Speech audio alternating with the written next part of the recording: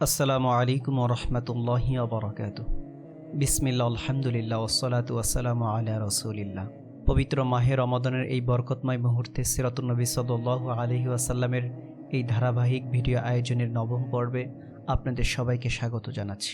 প্রিয় শ্রোতা ও ভাই বোনেরা, আমরা শুনেছি কিভাবে আমাদের প্রিয় নবীর উপর নির্যাতন নেমে এসেছিল। শুনেছি তায়েফের ময়দানে ঝরে পড়া পবিত্র রক্তের দাগ। শুনেছি বেলাল, হযরত আম্মার রাদিয়াল্লাহু তাআলা আনহু এবং হযরত সুমাইয়া রাদিয়াল্লাহু তাআলা আনহা এর ওপর নেমে আসা অবর্ণীয় জুলুম। মক্কার বাতাস যেন মুসলমানদের দীর্ঘশ্বাসে ভারী হয়ে উঠেছিল। চারদিকে কেবলই ঘুমট অন্ধকার, কিন্তু আল্লাহর নিয়ম বড়ই অদ্ভুত।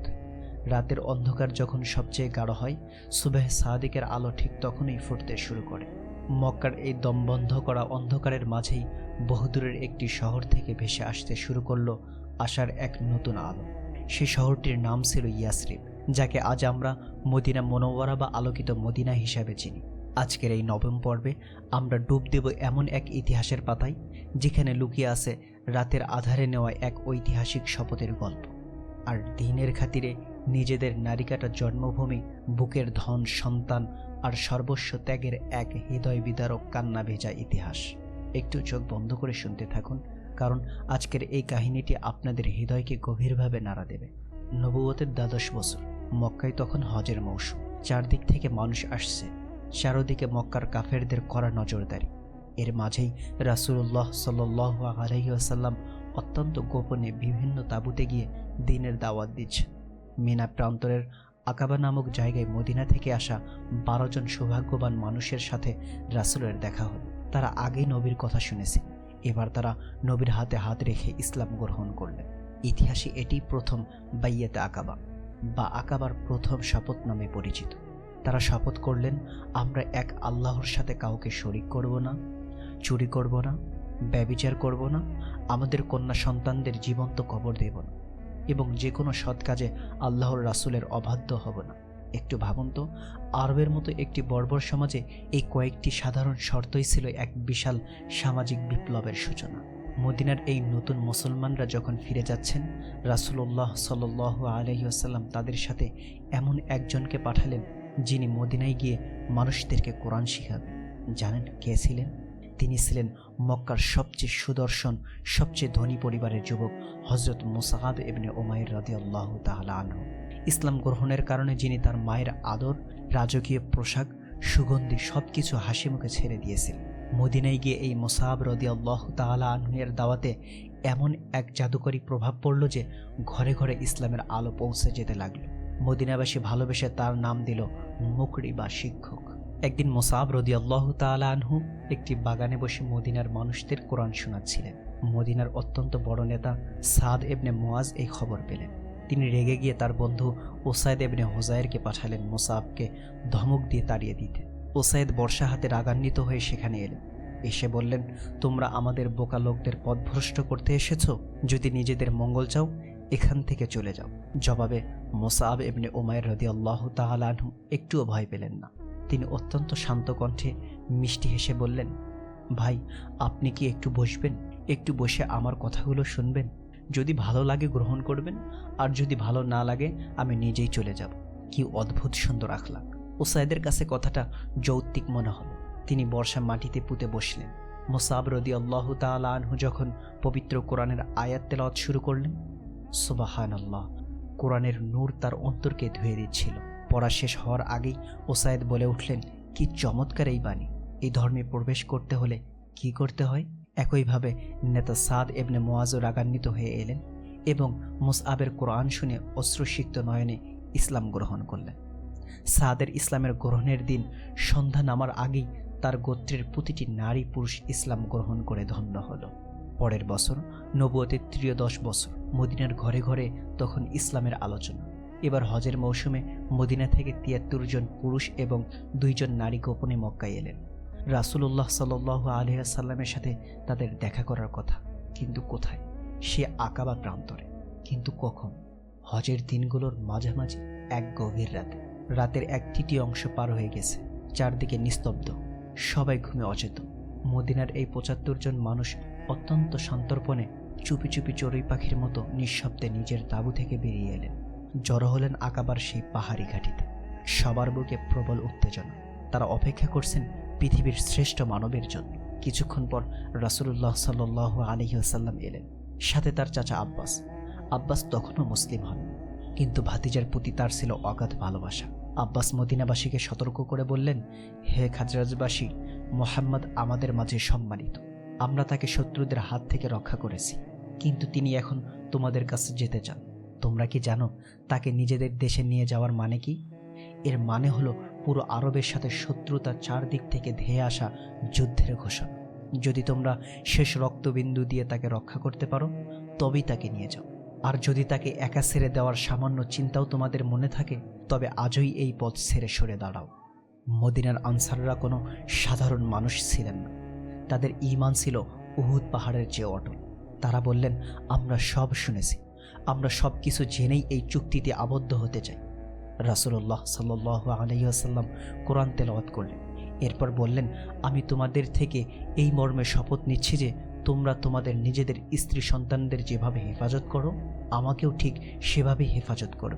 তখন আনসারদের মধ্য থেকে আবুল হাসাইন রাদিয়াল্লাহু তাআলা আনহু বলে উঠলেন, হে আল্লাহর রাসূল, মদিনায় আমাদের সাথে ইহুদিদের চুক্তি আছে। আমরা আপনার জন্য সব ছিন্ন করব। এমন তো হবে না যে আল্লাহ আপনাকে বিজয় করার পর আপনি আমাদের ছেড়ে আবার নিজ দেশে ফিরে আসবেন। রাসূলুল্লাহ সাল্লাল্লাহু আলাইহি ওয়াসাল্লাম মুচকি হাসলেন। অত্যন্ত দরদমাখা কণ্ঠে বললেন, না, তা হবে না। তোমাদের রক্ত আমার রক্ত, তোমাদের ধ্বংস আমার ধ্বংস। তোমরা যার সাথে যুদ্ধ করবে, আমিও তার সাথে যুদ্ধ করব। তোমরা যার সাথে সন্ধি করবে, আমিও তার সাথে সন্ধি করব। এরপর আনসাররা একটি অদ্ভুত প্রশ্ন করলেন। তারা বললেন, হে আল্লাহর রাসূল, আমরা যদি আমাদের কথা রাখি, আমরা যদি আপনার জন্য আমাদের ধন সম্পদ হারাই, আমাদের নেতারা যদি শহীদ হয়ে যায়, আমাদের পুরো মদিনা যদি ধ্বংস হয়ে যায়, তবে এই চরম ত্যাগের বিনিময়ে আমরা কি পাব? রাসূলুল্লাহ সাল্লাল্লাহু আলাইহি ওয়াসাল্লাম কোনো টাকা পয়সা, ক্ষমতা বা রাজত্বের লোভ দেখালেন না। তিনি মুচকি হেসে শুধু একটি শব্দ উচ্চারণ করলেন, জান্নাত। সুবহানাল্লাহ। এই একটি শব্দ আনসারদের হৃদয়ে যেন আগুন ধরিয়ে দিল। তারা সব সমস্বরে বলে উঠলেন, আমরা রাজি। আল্লাহর রাসূল, আপনি আপনার হাত বাড়িয়ে দিন। একে একে ৭৫ জন সাহাবী রাতের সেই ঘুটঘুটে অন্ধকারে নবীজির পবিত্র হাতে হাত রেখে নিজেদের জীবন বাজি রাখার শপথ নিলেন। শপথ শেষ হতে না হতেই শয়তানের এক বিকট চিৎকারে মক্কার কাফেররা সব জেনে যায়। শুরু হয় মুসলমানদের ওপর নতুন মাত্রা নির্যাতন। রাসূলুল্লাহ সাল্লাল্লাহু আলাইহি ওয়াসাল্লাম সাহাবীদের নির্দেশ দিলেন, তোমরা এবার মদিনায় হিজরত করো। শুরু হলো হিজরত। শুরু হলো ইসলামের ইতিহাসের সবচেয়ে হৃদয় বিদারক, সবচেয়ে বেদনার এক নতুন অধ্যায়। প্রিয় দর্শক, নিজের জন্মভূমি ছেড়ে যাওয়া কি এত সহজ? যে শহরে আপনি জন্মেছেন, বড় হয়েছেন, সেই শহরের মাটি ছেড়ে রাতের অন্ধকারে খালি পায়ে বেরিয়ে যাওয়ার কষ্ট কি আমরা কল্পনা করতে পারি? একটু চোখ বন্ধ করে হযরত আবু সালামা রাদিয়াল্লাহু তাআলা আনহু এর কথা ভাবুন। তিনি তার স্ত্রী উম্মে সালামা এবং কোলের অবুঝ শিশু সন্তানকে উটের পিঠে বসিয়ে মদিনার পথে রওনা হয়েছেন। মক্কার সীমানায় পৌঁছাতেই স্ত্রীর বংশের লোকেরা পথ আটকে দাঁড়ালো। তারা আবু সালামাকে বলল, তুমি চাইলে যেতে পারো, কিন্তু আমাদের মেয়েকে তুমি নিয়ে যেতে পারবা না। এই বলে তারা জোর করে উম্মে সালামাকে কেড়ে নিল। এই দৃশ্য দেখে আবু সালামার নিজ বংশের লোকেরা রেগে গেল। তোমরা যদি তোমাদের মেয়েকে কেড়ে নাও, তবে আমাদের বংশের ছেলেকে, শিশু সন্তানটিকে আমরা তোমাদের কাছে ছাড়ব না। তারা উম্মে সালামার কোল থেকে এক ঝটকায় দুধের শিশুটিকে কেড়ে নিল। টানাটানিতে বাচ্চাটির কচি হাত মচকে গেল। চোখের সামনে একটি সুখী পরিবার ৩ টুকরো হয়ে গেল। স্বামী চলে গেলেন মদিনায়, স্ত্রী বন্দী হলেন এক বংশের কাছে, আর বুকের ধন আর্তনাদ করা সন্তানটি পড়ে রইল আরেক বংশের কাছে। হযরত উম্মে সালামা রাদিয়াল্লাহু তাআলা আনহা টানা ১ বছর প্রতিদিন সকালে মক্কার সেই উপত্যকায় এসে একাকী বসে থাকতেন আর সন্ধ্যা পর্যন্ত অঝরে কাঁদতেন। ১ বছর পর মানুষের দয়া হলে তিনি তার সন্তানকে ফিরিয়ে পান এবং একা মদিনার দীর্ঘ ভয়ঙ্কর মরুভূমির পথে পাড়ি জমান। দিনের জন্য কতটা রক্তক্ষরণ তাদের সহ্য করতে হয়েছে একবার ভেবেছেন? আরেক সাহাবী সুহাইব আর রুমি রাদিয়াল্লাহু তাআলা আনহু, তিনি যখন হিজরতের উদ্দেশ্যে বের হইলেন, কুরাইশরা তাকে ঘিরে ফেলল। বলল, সুহাইব, তুমি মক্কায় এসেছিলে খালি হাতে, আর আজ অনেক সম্পদের মালিক হয়েছ। এই সম্পদ নিয়ে তুমি যেতে পারবে না। সুহাইব রাদিয়াল্লাহু তাআলা আনহু একটুও দ্বিধা করলেন না। তিনি বললেন, আমি যদি আমার জীবনের সমস্ত সম্পদ তোমাদের দিয়ে দেই, তোমরা কি আমার পথ ছেড়ে দিবে? তারা বলল, হ্যাঁ। শুআয়ব তার সারা জীবনের ঘাম ঝরানোর সমস্ত সম্পদ মক্কার কাফেরদের হাতে তুলে দিয়ে একেবারে শূন্য হাতে মদিনার দিকে দৌড়াতে লাগলেন। আরেকজন সাহাবী আইয়াশ রাদিয়াল্লাহু তাআলা আনহু, তিনি মদিনায় পৌঁছে গিয়েছিলেন, কিন্তু ধূর্ত আবু জাহেল তাকে ধোঁকা দিয়ে বলল, আইয়াশ, তোমার মা কসম খেয়েছে তুমি ফিরে না আসা পর্যন্ত সে রোদে বসে থাকবে, চুলে চিরুনি দেবে না। মায়ের প্রতি ভালোবাসায় দুর্বল হয়ে আইয়াশ মক্কায় ফিরে এলেন, আর মক্কায় ঢোকা মাত্রই তাকে হাত পা বেঁধে অমানবিক নির্যাতন শুরু করা হলো। এভাবেই অশ্রু, রক্ত, হাহাকার আর সর্বস্ব ত্যাগের বিনিময়ে একটু একটু করে রচিত হচ্ছিল ইসলামের নতুন ঠিকানা। প্রিয় দর্শক, আজকের এই দীর্ঘ আলোচনা এবং হৃদয় নিংড়ানো ঘটনাগুলো থেকে আমাদের জীবনের জন্য কি শিক্ষা রয়েছে?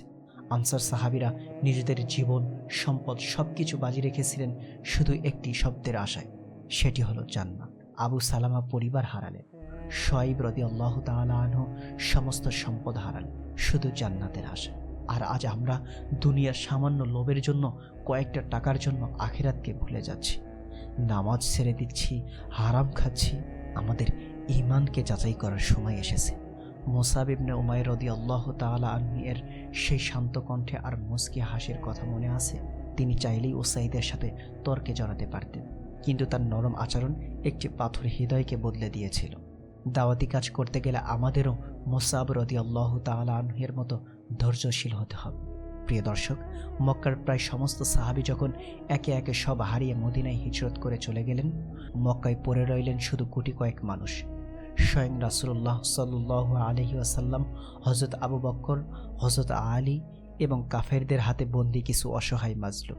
কুরাইশরা বুঝতে পারল, মুহাম্মদ সাল্লাল্লাহু আলাইহি ওয়াসাল্লাম যদি একবার মদিনায় গিয়ে তার অনুসারীদের সাথে মিলিত হতে পারেন, তবে মক্কার অস্তিত্ব চরম হুমকির মুখে পড়বে। তাই 14তম নবুয়তি বর্ষের 26শে সফর রোজ বৃহস্পতিবার মক্কার পার্লামেন্ট খ্যাত দারুন নাদওয়ায় বসল কুরাইশ নেতাদের এক জরুরি ও ভয়ঙ্কর সংসদীয় অধিবেশন। স্বয়ং ইবলিস শয়তান নজরদের এক বৃদ্ধের রূপ ধরে সেই মিটিংয়ে যোগ দিল। সেই গুপ্ত বৈঠকে আসা সর্বসম্মতিক্রমে একটি চূড়ান্ত ও লোমহর্ষক সিদ্ধান্ত নিল। কী ছিল সেই প্রস্তাব? হ্যাঁ, তারা সিদ্ধান্ত নিল আজ রাতেই মুহাম্মদ সাল্লাল্লাহু আলাইহি ওয়াসাল্লামকে পৃথিবী থেকে চিরতরে সরিয়ে দিতে হবে। পরিকল্পনা অনুযায়ী ঘাতক দল যখন খোলা তলোয়ার হাতে রাতের অন্ধকারে নবীজির পবিত্র ঘর ঘেরাও করল, তারপর কি ঘটল? কিভাবে সেই শ্বাসরুদ্ধকর পরিস্থিতি থেকে নবীজি সাল্লাল্লাহু আলাইহি ওয়াসাল্লাম গৃহত্যাগ করে গুহার দিকে রওনা হলেন? মক্কার কাফেরদের সেই চরম অধ্যাত্ম ও হত্যার ষড়যন্ত্র আল্লাহ তাআলা কিভাবে নস্যাৎ করে দিলেন? সেই শিহরণ জাগানো ইতিহাস আমরা জানব আমাদের আগামী 10ম পর্বে ইনশাআল্লাহ। ততক্ষণ পর্যন্ত এই সত্য ইতিহাসগুলো নিজেদের পরিবার ও সন্তানদের সাথে শেয়ার করুন। আল্লাহর কাছে আমাদের ঈমানি দৃঢ়তার জন্য দোয়া করুন। আগামী পর্ব শোনার অগ্রিম দাওয়াত জানিয়ে আজকের মতো এখানেই বিদায় নিচ্ছি। আসসালামু আলাইকুম ওয়া রাহমাতুল্লাহি ওয়া বারাকাতুহু।